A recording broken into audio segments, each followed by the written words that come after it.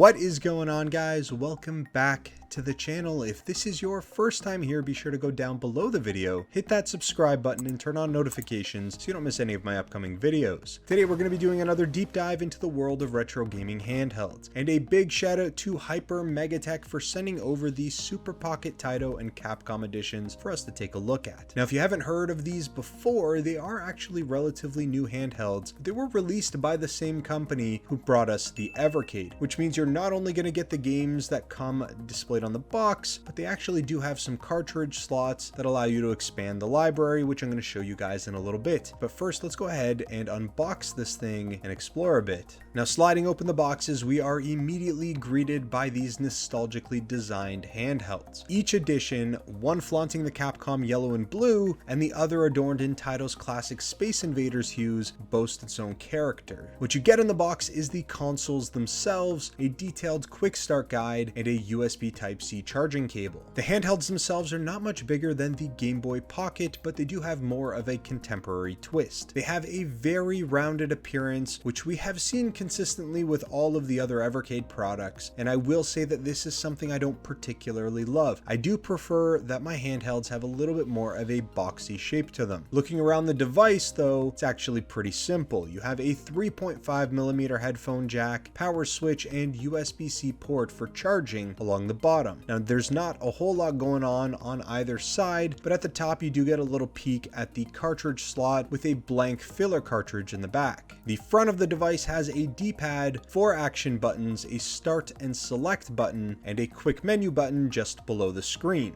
The back of the device has more access to that cartridge slot that I just mentioned, but it also has a volume control, and we've got 4 shoulder buttons. Now let's go ahead and get a little bit technical. Both devices pack a 2.8-inch IPS display carrying a 320 by 240 resolution. Looking inside of the device, I wasn't really easily able to get a shot of the internal components because they have a soldered down heatsink. And while I didn't really want to bring out the air solder to remove it, here's the specs anyways. The SoC is the RK3126 quad-core processor, and it's going to be clocked in at 1.2 gigahertz. They've combined that with 256 megabytes of DRAM, and there's 4 gigs of onboard storage. Battery-wise, it has a 1500 milliamp hour capacity, which gives us an average playtime of 4 to 5 hours. The device itself feels pretty nice in your hands with a few exceptions. Now, keep in mind, this is a portrait-style handheld that's not much bigger than the Game Boy Pocket, so for long extended gameplay sessions, it can feel a little bit cramped in your hands. Additionally, the placement of the shoulder triggers on the back are a bit uncomfortable as well, and I feel like they should be just a little bit higher, maybe even just a little bit above this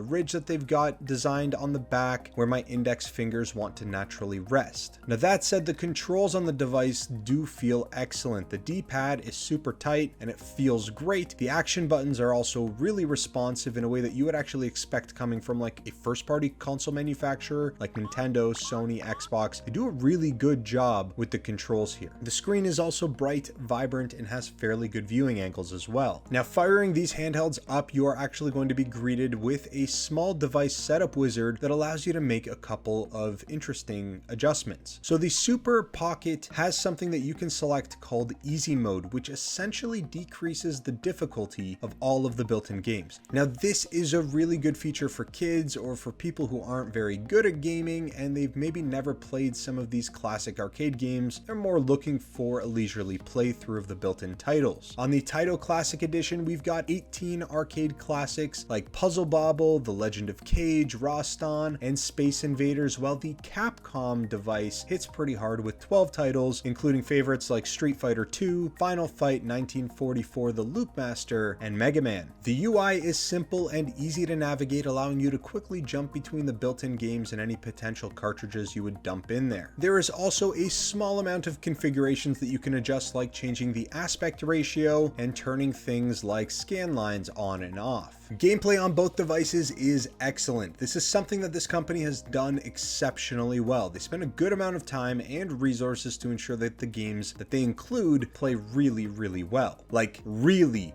well. There is virtually no input delay or lag, absolutely no graphical errors or screen tearing. The timing and the audio pitches all sound good, and I think that's one thing that allows these types of devices to stand out amongst the crowded handheld market. The gameplay experience is as good, if not better, than devices twice its price, and every game that comes with these handhelds or on their cartridges is 100% officially licensed and legal. Now, I did mention this a few times, but a huge major plus to these devices is the Evercade cartridge compatibility. This alone massively expands the gaming options with access to a library of over 500 games and dozens of available cartridge collections. One thing to note that as of today, there's actually one cartridge that is not compatible with these devices yet, namely their Cathedral and Alwa's Awakening cart. It does not work. However, I've been told by the company they actually just fixed the issue and they're going to be releasing a firmware update sometime soon to correct this. So effectively, every single cart, if not working today, will be shortly. Now let's go ahead and talk audio. The speaker, while small, does deliver a reasonable volume for classic 8 and 16-bit music with surprising clarity. But I will say from time to time that the audio can sound a little bit tinny. And for those who prefer a more immersive experience, plug in your headphones and you can still have the full gameplay experience regardless of how loud your surrounding environment is. For $59 each, the Super Pocket Taito and Capcom Edition handhelds offer a lot of value. They're well built, they boast a great selection of games, gameplay is the best that you can find in this format, and the Evercade cartridge compatibility gives you an endless amount of options to play. Whether you're a retro gaming veteran, dipping your toes, or maybe even buying it as a gift for a friend or family member, these handhelds are a fantastic pick. As always, I will leave some links in the description down below for you to pick one up or simply to learn a little bit more about them. I'd love to hear from you guys in the comments section if you guys picked one of these up, and if not, tell me why. What about them makes you uninterested? Are you on Team Capcom or Team Taito? But that is pretty much all I've got for you guys in this video. Thank you so very much for watching, and I'll speak to you guys again real soon.